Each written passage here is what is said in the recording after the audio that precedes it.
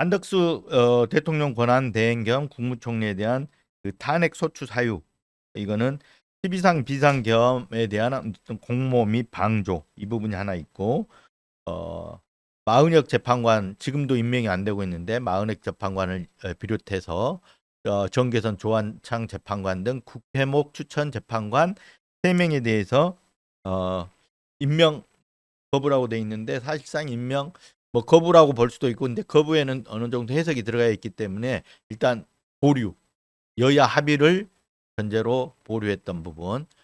그래서 이제 국회 소추위원 측은 이걸 임명 거부 행위로 봐서 소추 사유로 넣었고요.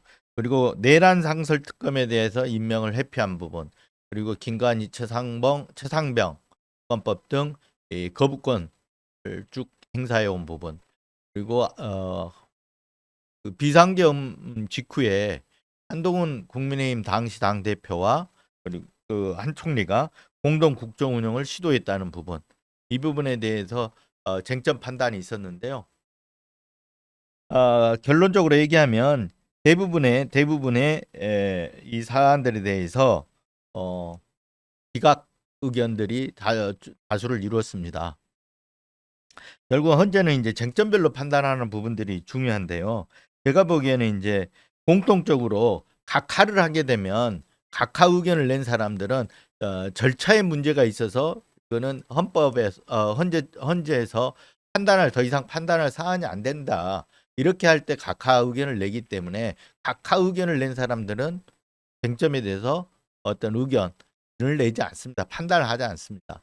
헌재에서 하기 전에 예, 가치가 헌재에서 어떤 판단할 절차적인 요건을 갖추지 못했다. 이게 각하이기 때문에 판단을 하지 않습니다. 그래서 각하 의견을 낸 재판관들이 어, 조한창 재판관과 정영식 재판관. 정영식 재판관은 윤석열 탄핵 심판의 주심을 맡고 있기도 하죠. 이 두 재판관이 각하 의견을 냈는데 어, 그렇기 때문에 각하 의견을 냈기 때문에 이 두 사람은 아까 제가 설명드렸던 국회가 탄핵 소추 사유로 냈던 그런 5가지 쟁점들에 대해서 판단을 하지 않았습니다.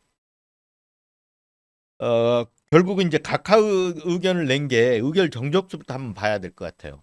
의결 정적수에 대해서는 제가 지난번에 한덕수 국무총리 탄핵 소추안에 대해서 설명을 하면서 예상을 하면서 의결 정적수는 국무위원 정적수로 될 것이다.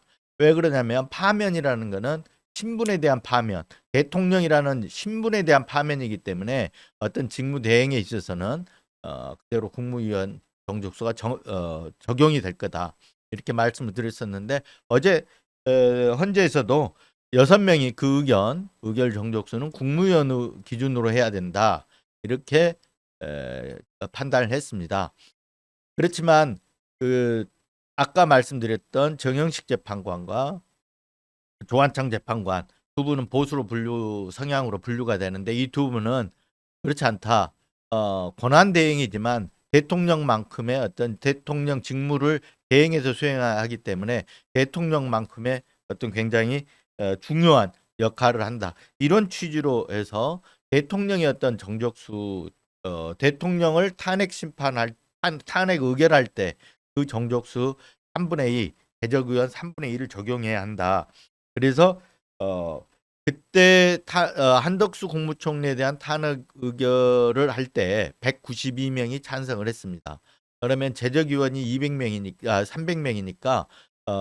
3분의 2면 200명이 찬성을 해야 되는데, 그때 192명이 찬성을 했기 때문에 200명이 못 미치기 때문에 결국은 그러니까 한덕수 대통령 권한 대행 겸 국무총리를 탄핵 소추 안을 접수할 수 있는 그런 요건, 국회 탄핵 의결이 안 됐다.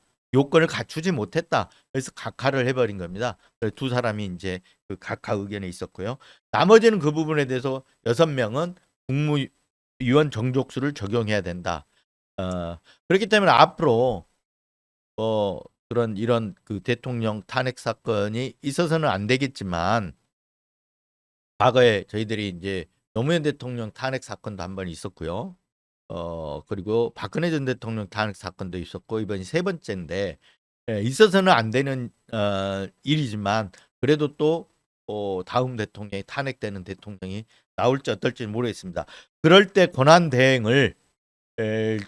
대행도 만약에 어떤 탄핵 사유가 있어서 탄핵을 해야 되는 상황이 된다면 그때 의결 정족수는 대통령 탄핵 의결 정족수가 아니라 국무위원 의결 정족수를 적용한다. 헌재가 어제 이제 이 새로운 기준을 마련했다고 볼 수가 있을 것 같습니다. 그런데 뭐 윤석열에 대한 어떤 탄핵 심판 지금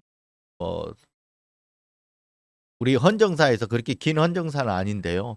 2명의 대통령이 지금 탄핵 심판 때는 3명이고 1명의 대통령이 탄핵됐고 또 1명의 대통령이 탄핵 위기에 지금 올라가 있지 않습니까? 곧 탄핵을 앞두고 있다고 저는 보는데요. 그런 어떤 불행한 사태가 나오면 안 되겠죠. 그런 측면에서 본다면 이런 일이 대통령이 탄핵이 되고 그리고 이어서 권한대행을 맡은 권한대행까지 탄핵되는 일들이 어, 다음에 또 일어날지 이 부분은 설마 설마 그런 일이 있을까 그런 생각이 좀 듭니다.